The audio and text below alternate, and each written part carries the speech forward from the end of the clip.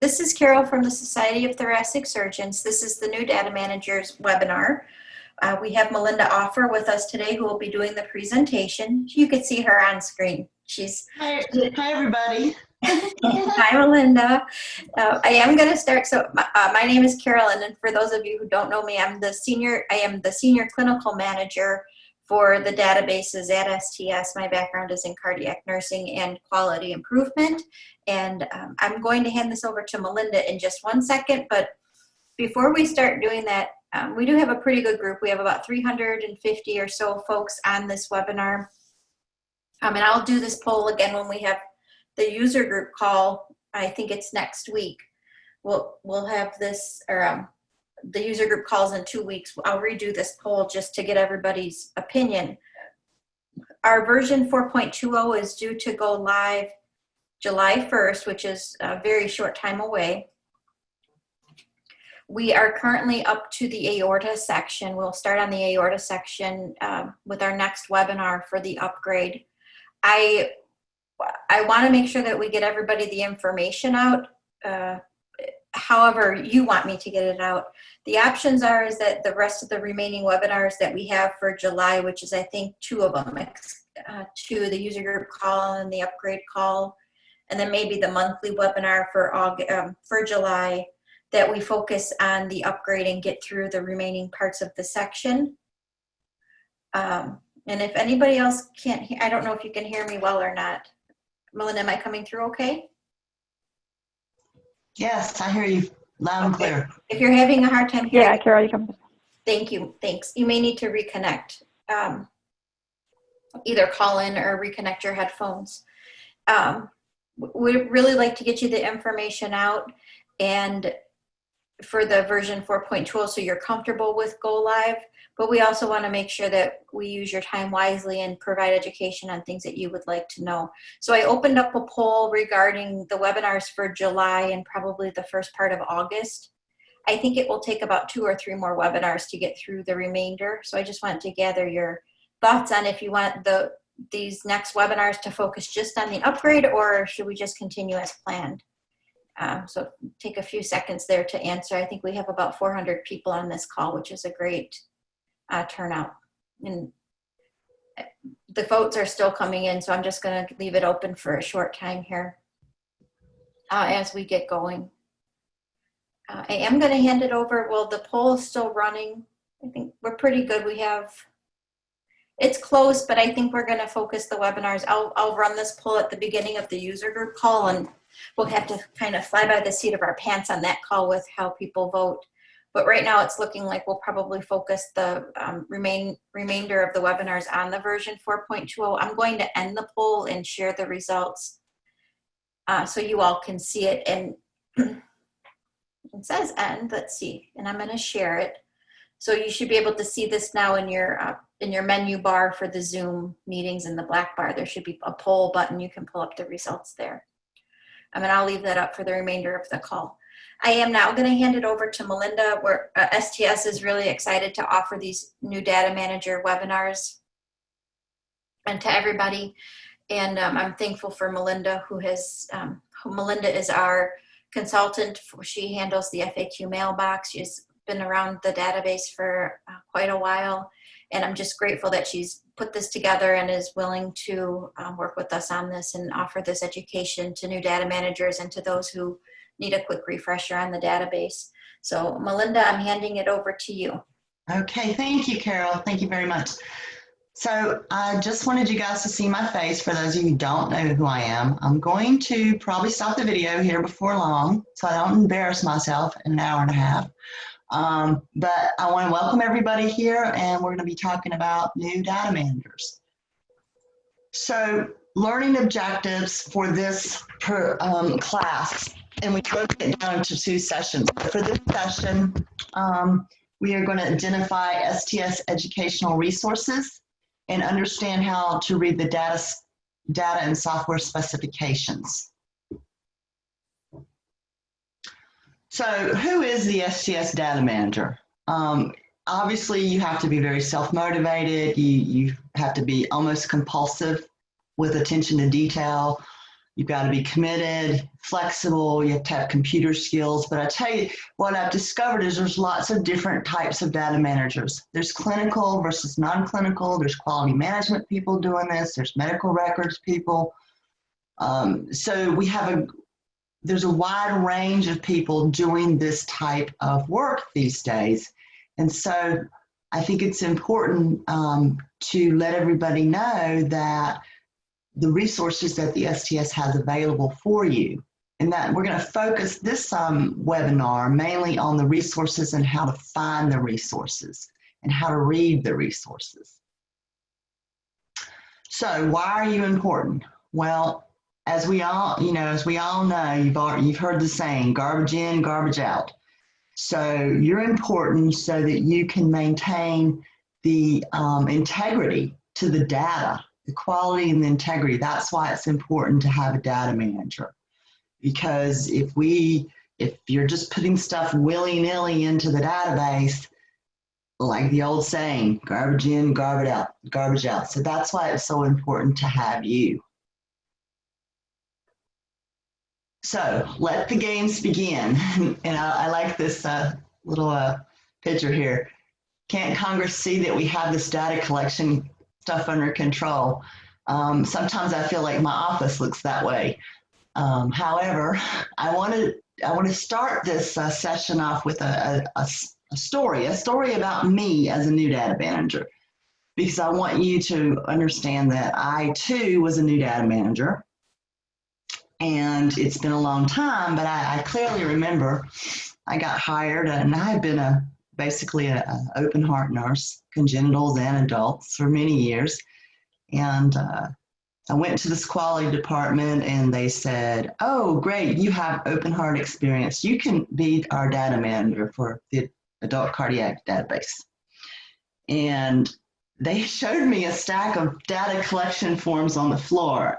It must have been as high as my chair, off the floor. And I thought, and they said, all you have to do is get all of these forms entered by the deadline, and that's in 6 months. Well, I thought, well, gosh, I probably can get these entered, I looked at them, well, I do 10 or 15, I'll just enter them a day. Well, I didn't realize until I started to go enter these data collection forms that there was only 3 things on the data collection form. There was a name, and a date of surgery, and a medical record number. That's it. So as you can see, I was a little overwhelmed. And honestly, for like the first probably 6 to 8 months, I didn't even know there was a training manual. And, so I understand that people get stuck in situations where they don't have any resources. So I'm hoping that this session will help you understand what your resources are, because I learned it was pretty much hard knocks, lots of mistakes and lots of self-learning, as Carol would say, on my road to becoming a data manager. So I do appreciate your challenges, and I understand the information and the resources that you need to help your job and help you do a better job. Okay. All right. So we're going to break this down. We're going to talk about the STS website, the webinars, the mentorship program, the Advances in Quality Outcomes Conference, which we call AQO, the database newsletter, and regional groups. This is the first section of resources we're going to talk about. So if you go you type in sts.org, it comes up, and you're into the STS National Database. This is the main national database screenshot when you click into the national database. And you can see that you can easily click into whatever database that you are working on, whether it be adult cardiac or general or congenital or Intermax. If you scroll down on this page, if you just keep scrolling down, next slide, then you're going to see things. And one of the first things you're going to see is the live webinars, okay? So right now we have got 3 webinars for adult I'm not sure of the number for thoracic or congenital at this point, but for adult, there are 3 a month. There's a user call, which is more directed towards operational and user needs questions, open conversation. There's a monthly educational call, which is more of an educational type call. And there's also right now currently an upgrade call that's going on monthly, so we can go over the upgrade. Now, if you click into this where it says STS National Database webinars down there, it's going to open up all the webinars with the dates and the times, and then you can also listen to webinars that have already occurred because they're all recorded. So this is a great opportunity and a great place to start your training, is to listen to the webinars. The next resource, if you continue, you're just continuing to scroll down on the same page that you opened up on. And perhaps at the end, if we have time, we can show you that. But you're just scrolling down on the same page, and you get to a section that has important resources. And it's got IQVIA information, it's got data manager education, it's got all your harvest schedule and information, your database forms, softwares and vendors. It's got AQO, and you can click in to either one of these and find additional information.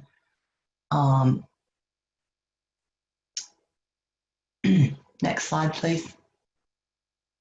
So if we were to click into the data manager education one, it has some information about the dashboard, the mentorship program, tips for collecting 30-day follow-up. It also has some anatomical diagrams that may help you as you're abstracting, in addition to IQVIA how-to videos, such as uploading and DQR review. So there's a lot of good information out there to assist you in your job. Next slide. So we want to talk a little bit about, kind of break this down a little bit because we're focusing on resources, the mentorship program. We want to talk just briefly about this, and Emily is on the line, and Emily Conrad is the person who is the contact for the mentorship program.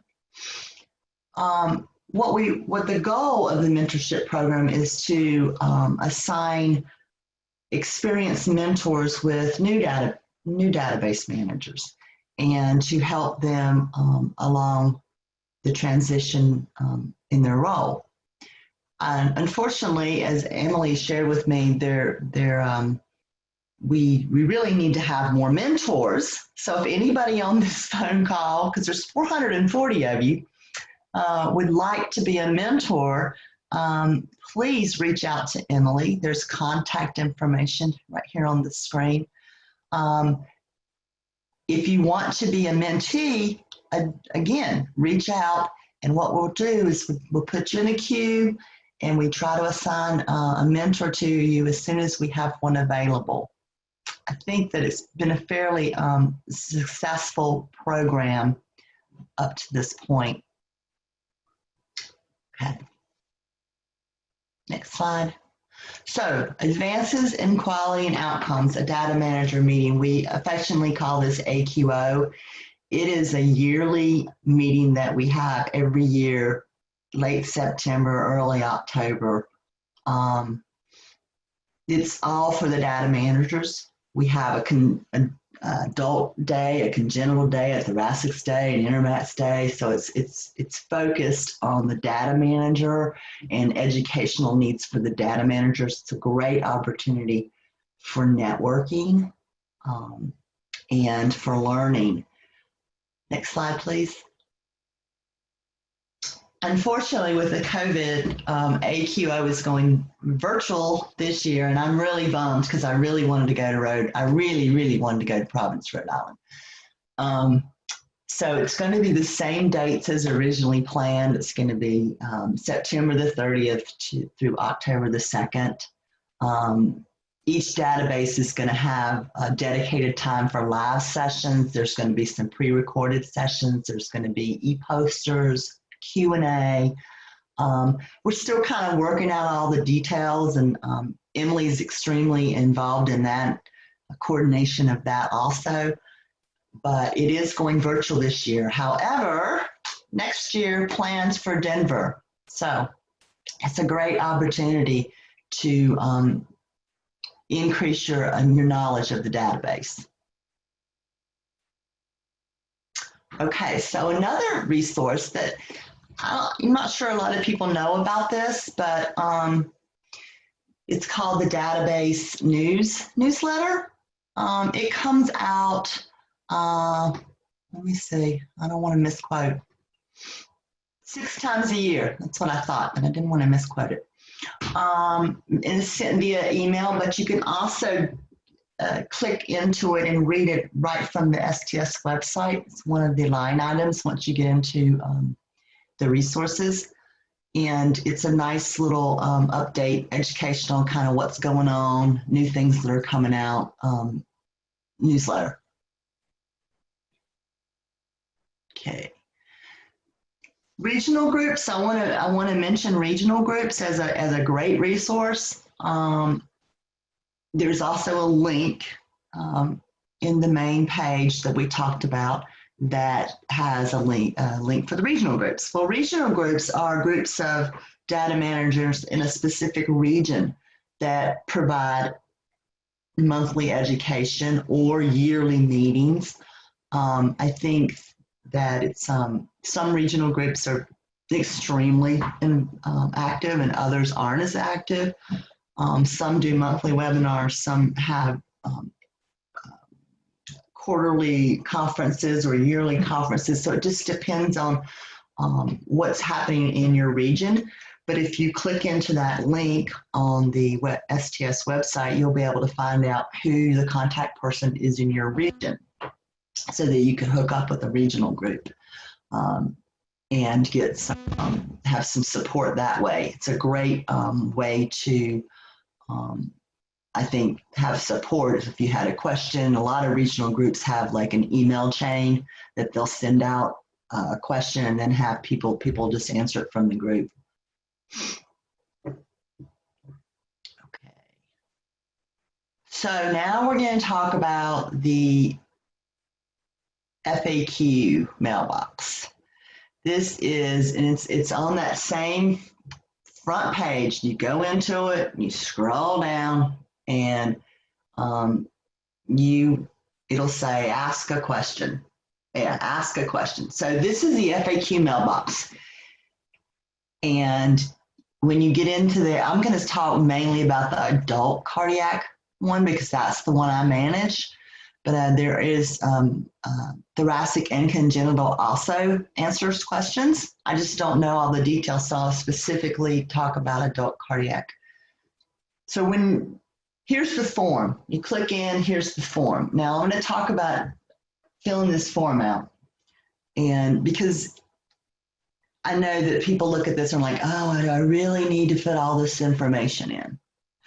Well, I will tell you that it's extremely important for me to have your name and your email and your phone number, because a lot of times I will send an answer back to somebody and, well, it keeps getting sent back to me, undeliverable. And if I don't have a phone number for you to call you, then I don't have any way of saying, hey, my emails keep getting blocked. So phone number is important for me because I will call you. And there's probably people on the line that'll attest to that. I do call people. And when I need more information or when I'm having trouble getting my answers to them. The other thing on this form that's really important is the sequence number.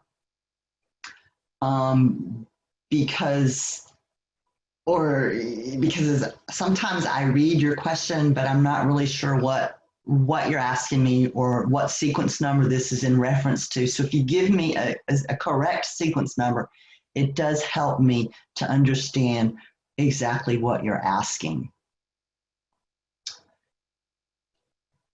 Okay, so as far as the FAQ mailbox goes, we have 30 days to answer the questions, generally speaking, but I think I'm a lot quicker than that. Generally, my turnaround's about a week at the most, maybe 2 weeks. It depends. There's generally a process. I'll tell you what that process is so you understand it.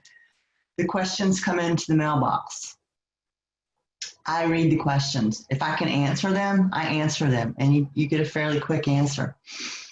If I need to discuss it with Carol or STS leadership or surgeon leadership, then I usually say, send it back to you, and I say, oh, I need to discuss this further with leadership.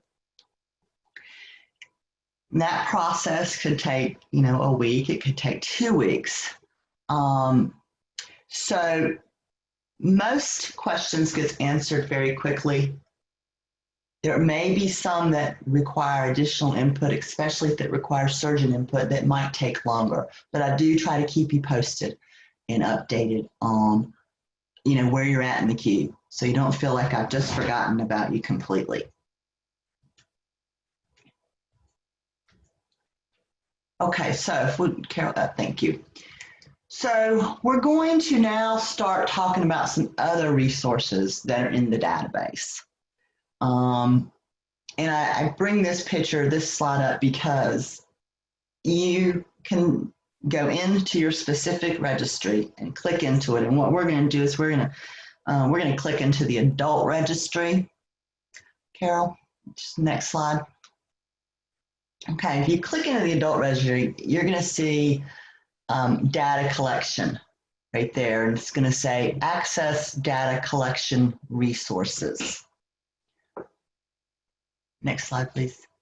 And you'll see under that, you'll see training manual, you'll see FAQs that have already been answered. You will see data collection forms. There's a lot of different resources that we're going to talk about. The first thing I'm probably going to mention is the training manual. The training manual is updated once a month. Okay. Usually it's during the first week of the month. So like the one for June was just put out a couple of days ago. So within the first week. The one for July will be put out, the first week of July. So once a month it's updated. We also provide an FAQ summary sheet so that you know what sequence numbers were addressed in the update. So you're not used to in the old days, you had to scroll through the whole training manual and see what was in red to find out what had been updated. But for the past year now, we've actually had a spreadsheet like summary. So you can see exactly what was changed each month. And so it makes it a lot easier for you going through the training manual. So I wanted to let everybody know that training manual is updated every month. The next thing I want to talk about is the data collection forms and how to read them. When you're new, you're like, oh, okay, what does all this mean? Because you see, we have two types of forms here. We have non-annotated and we have annotated. So, and you'll notice the difference. The difference between the two is the annotated has sequence numbers on it. I would suggest that, and they're in red, and you also see, like, just for example, under record ID, you've got the long name in black, you've got the short name in red, and then the sequence number, okay? I would suggest that everybody, we can see this a little bit better, yeah. I would suggest that everybody, when they're abstracting and they're looking at data collection forms, use the annotated one. because then you know what the sequence number is and you can go right to the training manual. You can hit Control F and search the training manual and go right to the sequence that you're looking at. So that's the difference in the two types of data collection forms. Okay, next slide, please.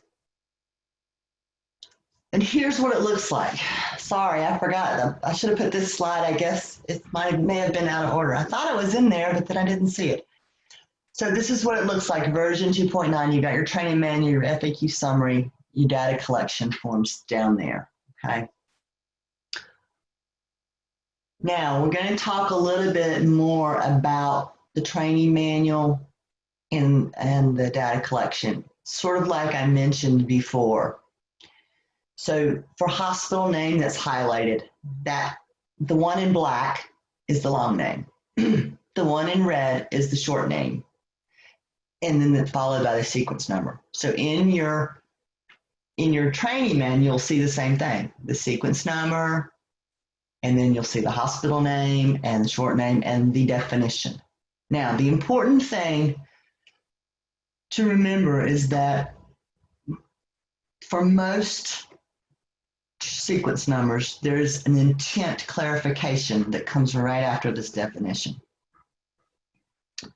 Because sometimes the definition isn't as clear as it needs to be, or it may not accurately reflect what we're looking for.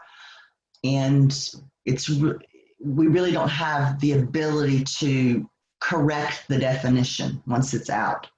So any clarifications of that definition or the intent is going to be under the intent clarification, which is right below the definition in the training manual.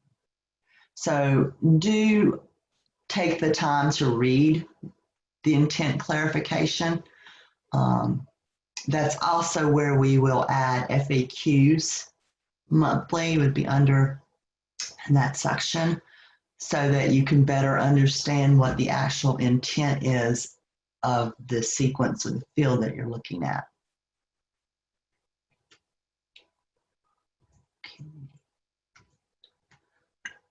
Excuse me.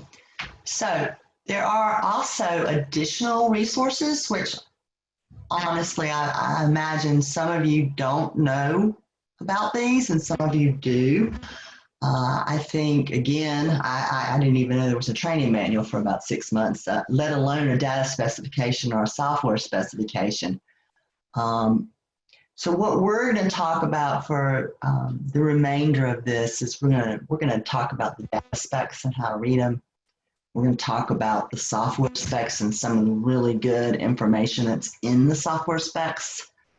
The risk model variable chart and the PROC ID chart, that's next week's session. So we're not going to talk about those this week. That's next week. Okay, so let's talk about the data specifications. So, and this is a really important document, I think, to know how to read, because this is going to tell you a lot of interesting information. So, for example, we just looked up renal failure dialysis, sequence number 375. It's going to tell you it's in the risk factor section. It's going to tell you it's core, it's harvested. The data source is the user, meaning you're going to enter that in, okay? And then if you look down here, you have the harvest codes. So a harvest code of 1 is yes, 2 is no, 3 is unknown. So that's important to know there. Go to the next slide. The other thing about data specs is it'll tell you about parent-child relationships, which are important. So this is sequence 365, diabetes control. And if you look at it down here, it says the parent short name is diabetes. Okay, so this sequence here is a child of diabetes, and it's not even going to open up unless you say yes to the parent. Okay, So if you say diabetes, yes, then this child field's going to open up and you have to answer it. If you say no or unknown, the child field's not even going to open up. So this is an important piece of information. If you're not sure if something's a parent or a child, you can come to your data specs and it'll help you to identify that.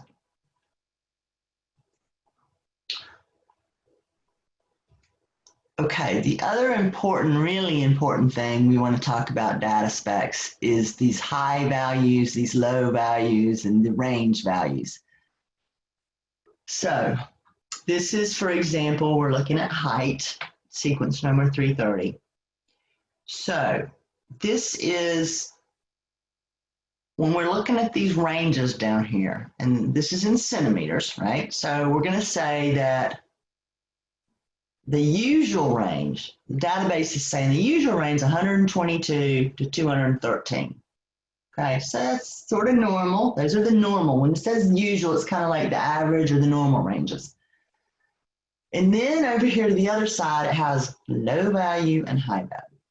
So when you're entering in your database, and I'm familiar with several of them, such as Armis and Apollo, and CD-RON.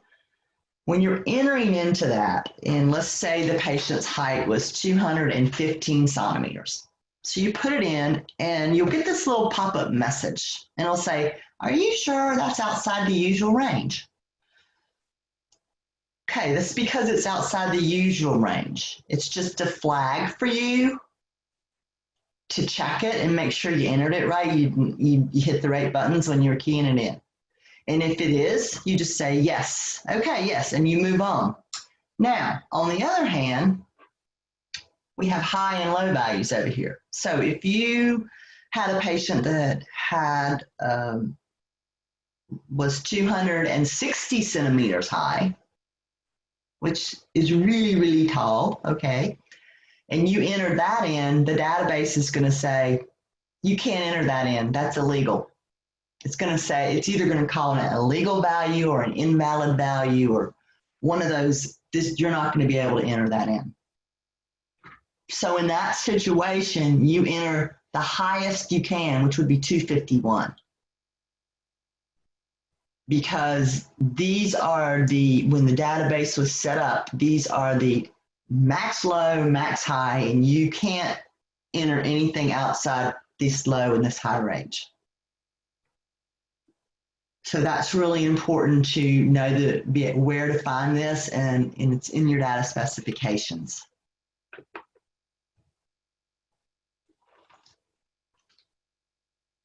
Excuse me, I had to have a little sip of water there. So the next resource that we're going to talk about that a lot of people don't look at, in fact, I can't remember the first time I looked at this, it was several years in though, is the software specification. And we're not going to go through all of it because it is long, it's very detailed, but I'm going to at least point out some important pages in the software specification. For example, page 4. This is important because it tells you the dates of the versions. So if you, let's say you're real behind on entering cases, so you hadn't entered cases in 3 years, you can come and see the dates of the surgeries and what version they should go in. So this is an important resource and to remember. The other page, I think, oh yeah, the other page is page 6, which looks really wordy, and it's pretty, all of this is detailed, but the important thing here is it tells you how to read the data specs, because it's describing what an integer is, what a real number is, what text is, what text categorial is, what the data source is. So it's telling you exactly how to read the data specs. For example, the next slide, if you look here under height, the format is real. So what does that mean? That means that it's a number with at least one decimal point. Okay. May have more than one, but it at least has one, as opposed to the integer right above it that's a number with no decimal points. Okay, so this is an important piece of information to be aware of. How to read, tells you how to read what those things are. Okay. So the next page I find that's really helpful in the software specs is page 11. This talks about the record identification number, or the record ID. I'm sure you're all familiar with. It's a unique number that the database assigns. Okay, it's generated by the software, and it's got a really it's kind of VO such and such format. That's kind of what it looks like. So each one of your patients will have a record ID. They'll have a patient ID and a record ID. So this is important information to know, and it's on page 11 of the software specs.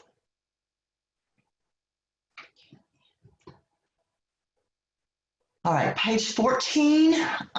This talks about what data can be imported into the vendor data form.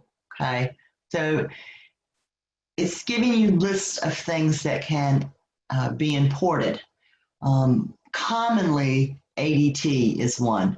The admission, so you can have names and things like that can come in, or ADT transfer system. A lot of hospitals, vendors use that. They'll set up an ADT, and so if a person comes in through registration, and then you put their medical record number in, and you can just create a record for STS, and you've already got your address and all of that stuff filled out.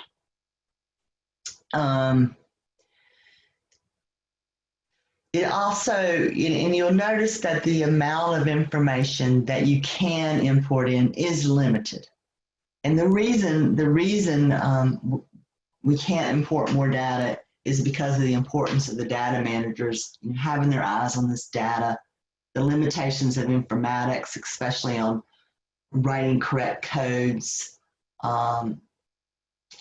and especially when there are changes in definitions and between EMR versions and vendors. So STS doesn't allow a lot of vendor crossover information or EMR information, but it does allow some, and page 14 will point out what it does allow for you. Okay, page 16. This goes more into parent-child relationships. So if you don't completely understand parent-child relationships, you will be able to read more on it here and understand what that means. Page 26 has the MELD score calculation. When we first started collecting MELD score, I think people didn't really realize that, oh, well, we have to have an INR, a total bili, and a creatinine for this to even calculate, because they were wondering, well, why won't my score calculate? Well, you have to have those 3 lab values in order for it to calculate, and this explains that to you. So it's a great little resource to help you better understand this particular calculation. That's page 26. Page 27 talks all about the calculation of the post-op initial ventilation hours.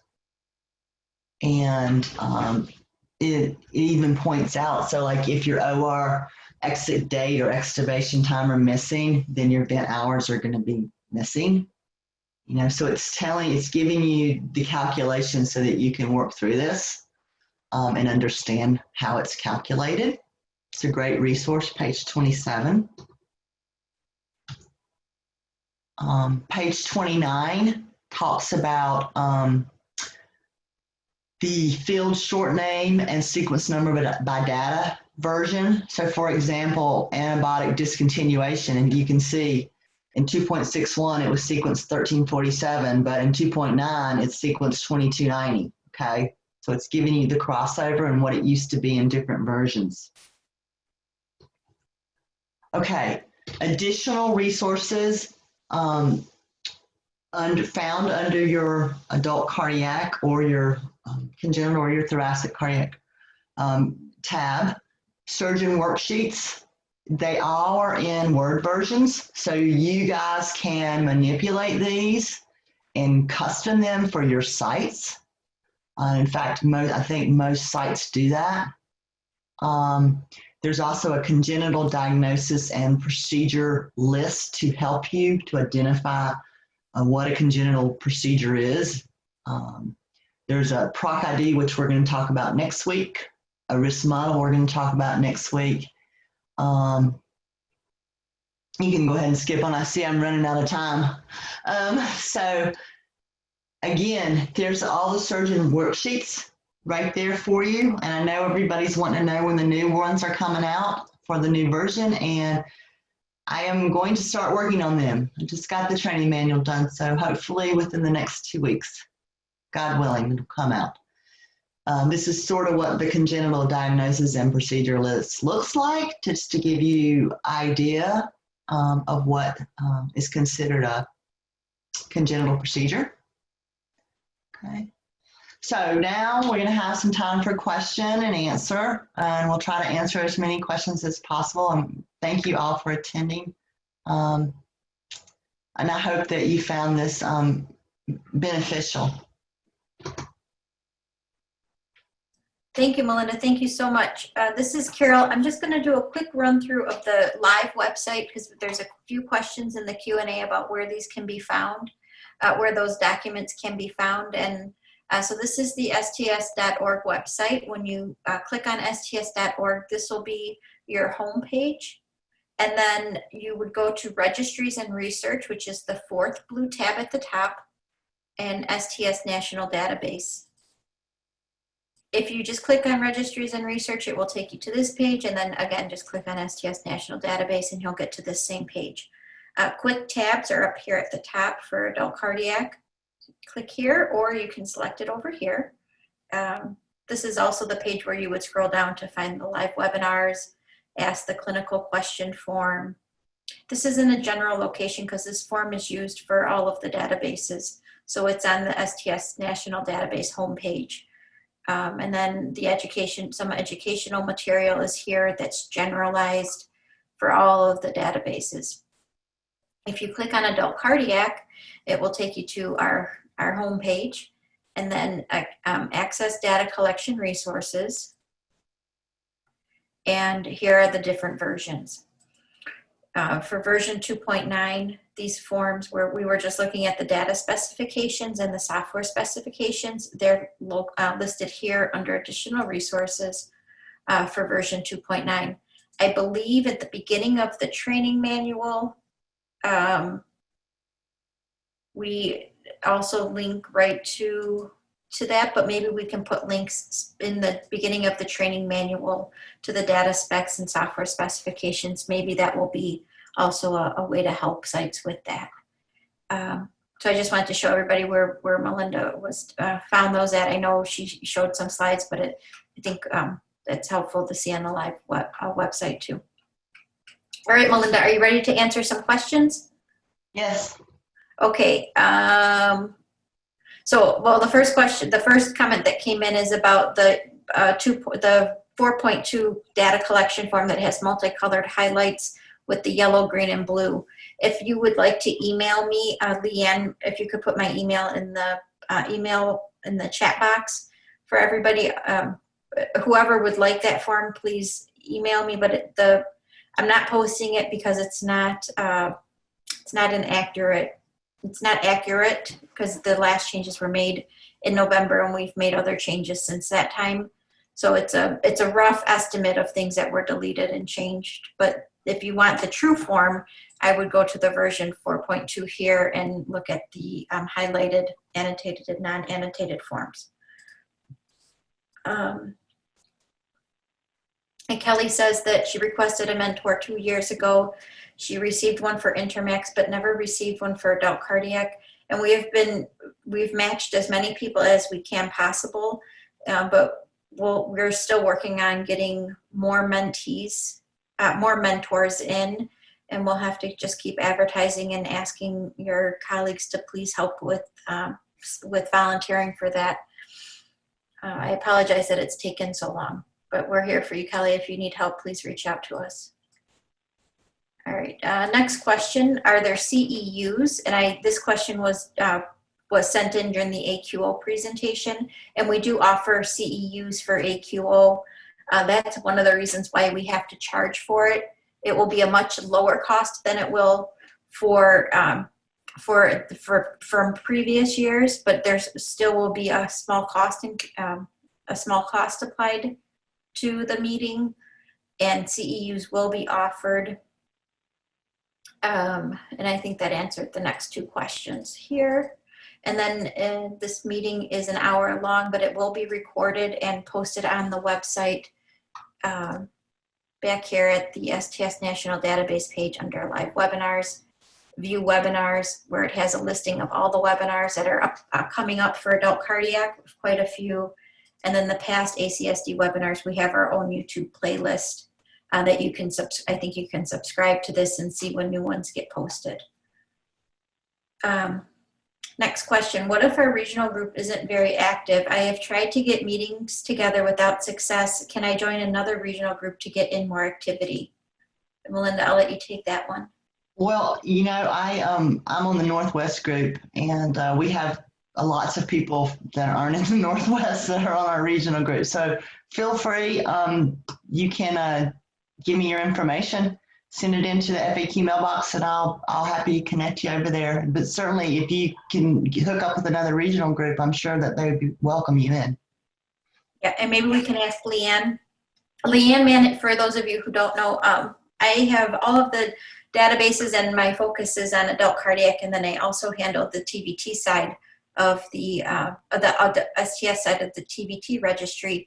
Leanne Joan manages for STS, she manages congenital and general thoracic. So she helps out on our webinars, and I help her out on her webinars. So that's who Leanne is. And Leanne, if you would put the email address in for the FAQ mailbox, that would be really helpful into the chat box, or the link into the FAQ. Next question. How do you subscribe to the newsletter? Thanks.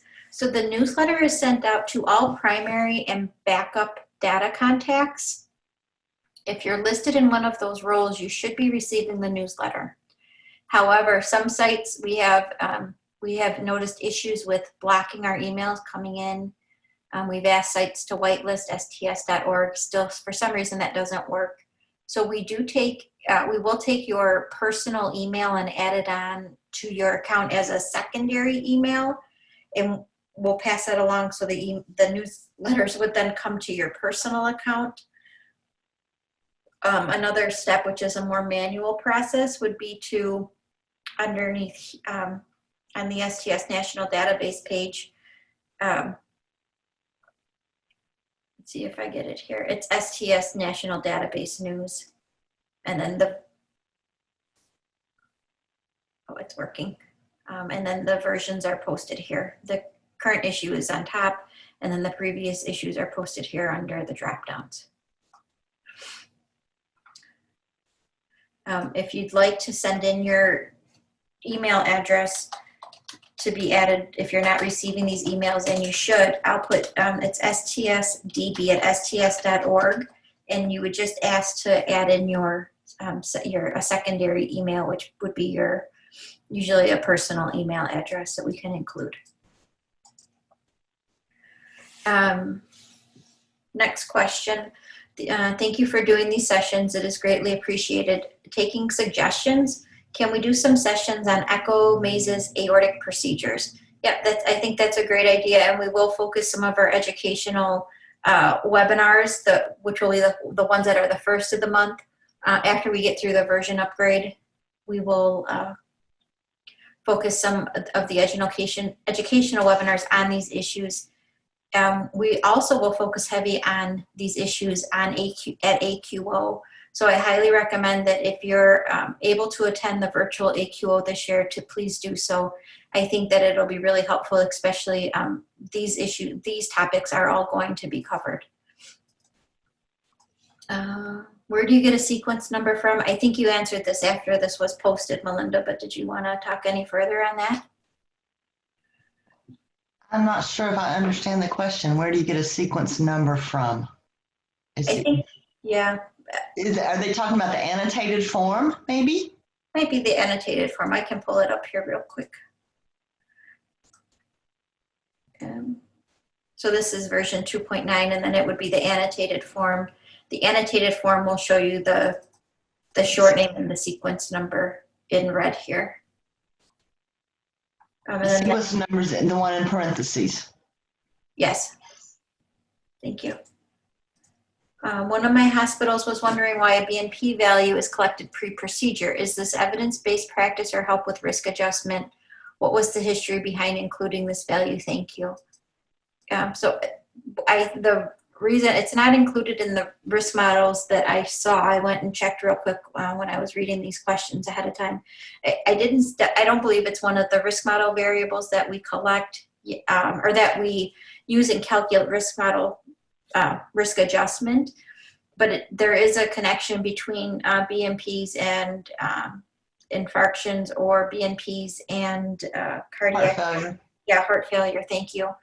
And this BNP, I think, is more specific to that type of heart failure than the pro-BNP is, and also pro-BNP is more expensive to collect. So most sites were just collecting the BNP value, which is why we only collect the BNP value, not the pro-BNP value.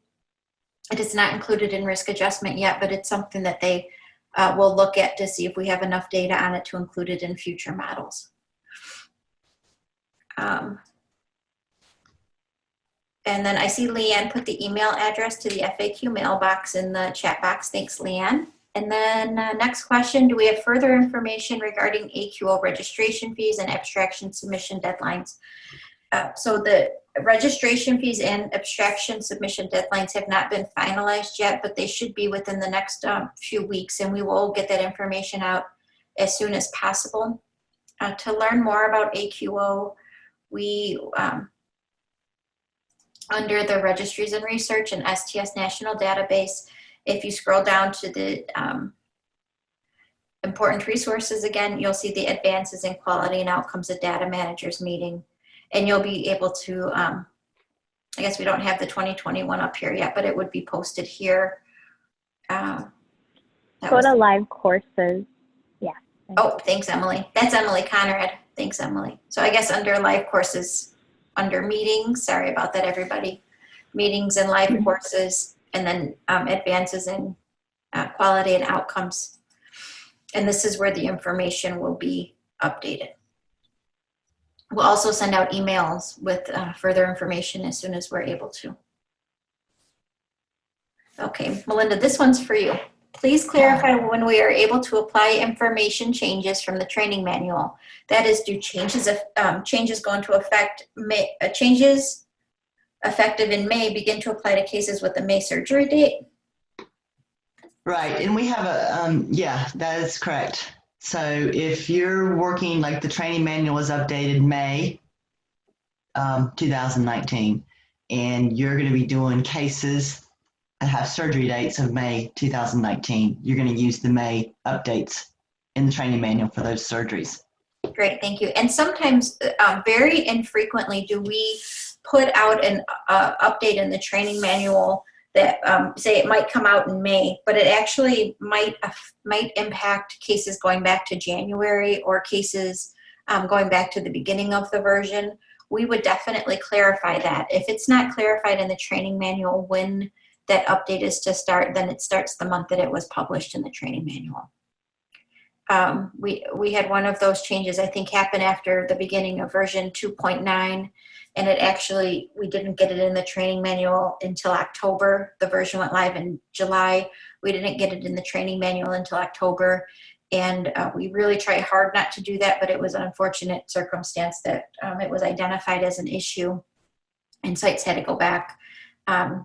to the July cases and correct the information. It wasn't affecting everybody, but that is an example where it's not always just the month that it's put in. But if that ever happens, we would clearly communicate that out to sites. Where can we find the list of core requirements? So I think I kind of want to take this one, if that's okay. There is no list of there's no minimal data set for the STS databases. All of the elements are required. This core requirement, I'll show you what that is referring to. In the, unless Melinda, do you know off the top of your head, I was gonna pull it up here and make sure that we got it right. In the software specifications, it'll tell you what core means. It has to do with what values are available. The data specifications are what the vendors build their software off of. And these are the specifications they have to build according to, and it means that what core means is that the field should be available to the user for data entry. So it has nothing to do with if the value should be or should not be abstracted by the site. It means that the value has to be available for the user to enter into. The only reason, or I believe one of the only reasons why this core would ever be coded no is in the instance of when a field, say from version 2.9 to version 4.2, a field no longer needs to be collected. It would still be listed in the data specifications for version 4.20, but it would be grayed out, and the core would say no because it doesn't need to be built into those data specifications from the vendor. So that's what core field means. Do you have anything to add to that, Melinda? Well, I think that if you're used to doing the NCDR, core means it's required. And I think that may be the terminology that's confusing them. So our core is not the same as the NCDR core. Yeah. We do not have a minimal data set. All the fields are required. The reason we do that is because we need to compare apples to apples when we're looking at quality improvement. We want to make sure that we're looking at the outcomes or the risk models are built using the same data from all the sites and from all the patients. Well, and the other thing I want to add is we don't have thresholds either. The NCDR has thresholds. If you don't answer this, 90% of the time, you're not going to pass submission. We don't have those thresholds in this. Yeah, no red, yellow, or green in the STS. Right. Yeah, no red, yellow, or green. We do have thresholds though for the mortality fields where it's 2%. If you have more than 2% missing on the mortality fields, your data you will not receive a benchmarked report. So that's a very tight limit. Next question for you, Melinda. If you started, do you have to go back and read each training manual from the past, or just start with the month you're entering? I would just start with the month you're entering, Desiree, because there's the training manual is a fluid document. So everything that was in there from the beginning of the version is pretty much still in there. And then, you have all the new FAQs. Mm-hmm. And I'll show you real quick. So this is the training manual. We just posted this one. I think it got put on the website yesterday or the day before. I'll just scroll down here and see if I can find here. So this is, let's see if I can find a better one. What are you looking for? I might be able to help you. Here, so we'll just look at family history of premature CAD. We have the sequence, long name, short name, definition, and then as Melinda said, this is the intent clarification, which is just to provide more clarity on what the heck the definition means. And then we had two FAQs. We had one from July and we had one from October of 2019. So they get added here. And for the current months, they would be in red. So you could easily find them, or you could go to the bookmark page and see, it would say which sequence number was, which sequence number had the update. We did an update on 7230. And here it is listed. This was the only update for June. It's in red. So that's how that works. I would just start with the most recent one. Okay, I guess we're at time, Melinda, but do you want to take any more? It's up to you. I have some time. That's up to Yeah, you. let's go about 5 more minutes or so. If people need to hop off, they can, but we can go about 5 more minutes and get a few more questions in. What does the harvest code mean on the data specs? Just means it's harvested, right? Correct? It's a harvest field. Yes. So the harvest codes are, hold on. Oopsie. The harvest codes on the data specs, I think what we're talking about here is like harvest code 1, 2, 3. These are harvest codes. So when your vendor programs the software, you'll see the values of yes, no, refuse. But what actually gets coded is this value 1, 2, or 3. You just can't see that. And that's what that refers to, I think, the harvest codes. Next question, frequently see an alert in Apollo that states value is above set value in echo fields. It doesn't prevent me from entering number, but provides alert. Is this acceptable? Yeah, those are those outlier values we were talking about, you know, so if they get outside that usual range, this isn't the max range or the illegal range, this is just the usual. It's going to warn you and it's going to say, hey, are you sure this is right? And, you know, you look and make sure you enter it right and hit yes and move on. Yep, thank you. That's good explanation, Melinda. Next question. My hospital just purchased another hospital who has been participating in STS with their own participant ID. My hospital will be doing the abstraction and submission and submitting the data. Do I submit their data with the current participant ID or my hospital ID or something different? Where do I go for the info? So Susan, I put the email stsdb@sts.org in the chat box. You would want to email send an email to that address and we can help you with that. Also, for those that don't know, your participant ID is a 5-digit number that STS assigns to sites anytime they join the database. Anytime a participant joins the database. And for adult cardiac, that number is going to start with a 1 or a 3.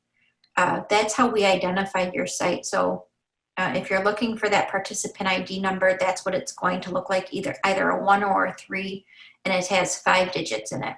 But Susan, please email the STS-DB and we'll be able to help you out with that, make sure we can get you the right information. When will the new training manual be uploaded? Oh, that's a good question. It got uploaded yesterday. So version 4, Melinda and her crew and the core group worked really hard on getting this done, and we were able to get it posted yesterday to the website. So it is posted for version 4.20. Anything to add to that, Melinda?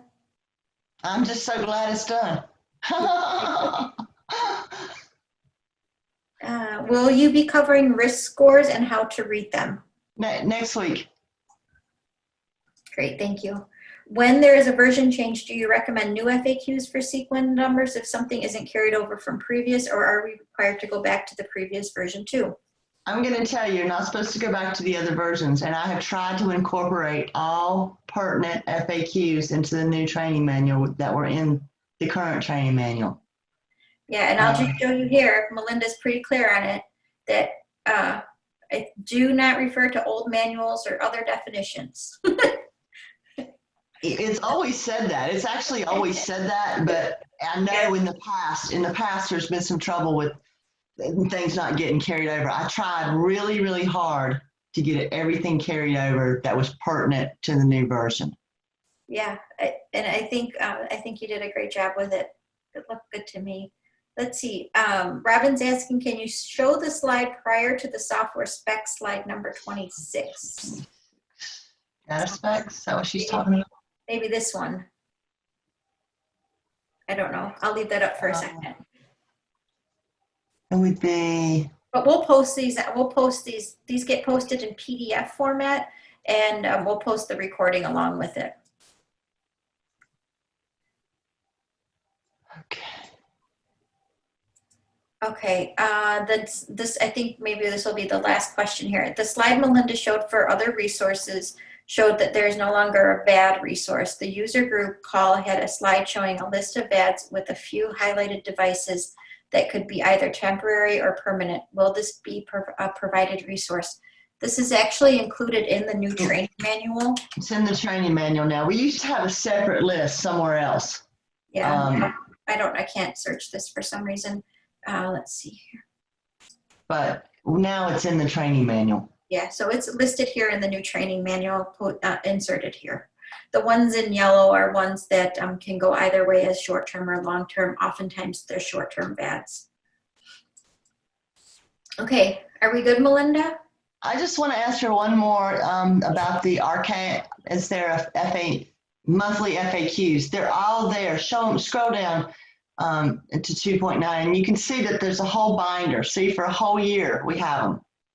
So you can just go back and look at all the ones that came out in the month. Yeah, the only this is a great resource, and I just caution that if there's anything here like this, you would see 7230 was actually posted in May as well. So you just want to make sure that you're using the most recent FAQ for that sequence number. Because that's where we can get a little confusing if there's conflicting information.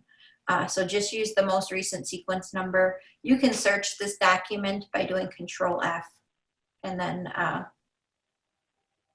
think that will probably be most helpful. But yep, it's definitely here. This is Melinda started this last June, so this is a whole year's worth of FAQs. And I'm going to say one other thing. There's one other question I'm going to talk about. They're asking me about the FAQ mailbox and questions for version 4.2. Right now, until we get that version set up, just make sure you tell me this is a 4.2 question, okay? So that it's real clear that I know that you're asking about the new version. Yeah, and I'll get that mailbox. Thanks for letting me know that. I'll get that mail. I'll email our IT department and ask them to set that mailbox up for us as soon as they can. Hey, well, thanks everybody. I'm glad we had so many participants. I hope you found this useful. Yeah, thank you so much. Thanks, Melinda. You did an awesome job, and thanks everybody for joining. I hope that you all have a great day and stay safe. And we'll talk. We have a call next Thursday, same time, 2:00 Central. So take care, and we'll talk soon. Take care of yourselves. Bye, guys. Right. Bye. Bye, Melinda. Thank you. Bye, everybody. Oh, thank you. Bye, Leanne. Thank you. Thank everybody. Bye. Bye.